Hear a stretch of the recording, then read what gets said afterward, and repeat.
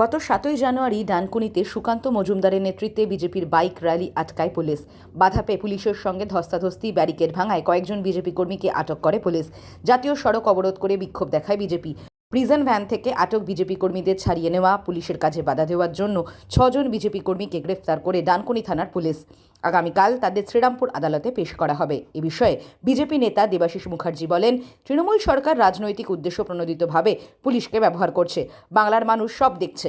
পাল্টা ডানকুনি শহর তৃণমূল সভাপতি প্রকাশ রাহা বলেন, বিজেপির কোনো রাজনৈতিক কর্মসূচি নেই, তাই বিশৃঙ্খলা করাই ওদের কাজ। কর্তব্যরত সরকারি কর্মচারীকে মারধর করা, হেনস্থা করা, এইগুলো করলে আইন অনুযায়ী যা পদক্ষেপ গ্রহণ করার তাই পুলিশ করবে। ব্যুরো রিপোর্ট, খবর আজকে। এখন পর্যন্ত কজনকে অ্যারেস্ট দেখাচ্ছে? এখনো পর্যন্ত 6 জনকে অ্যারেস্ট করেছে। সেখানে কারা আছে? আচ্ছা, মেজর ঋত্বিক পাল আছে, তারপরে আমাদের যুবর প্রেসিডেন্ট জেলার অর্ণব আছে, একটা মন্ডলের প্রেসিডেন্ট আছে। এটাকে কিভাবে দেখছেন আপনারা? মানে যা শাহজাহান তাকে গ্রেপ্তার করতে পারছেন এখনো ইডি এতে, আর পশ্চিমবাংলায় বিরোধীদের কণ্ঠস্বরকে রুদ্ধ করার চক্রান্ত এটা তো সারা জীবন হয়ে আসছে 2021-এর পর থেকে। এটাও তার বিকল্প নয়।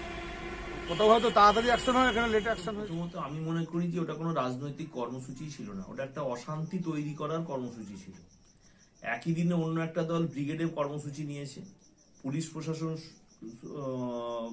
যথেষ্ট তারা চাপের মধ্যে, কাজের মধ্যে ছিল।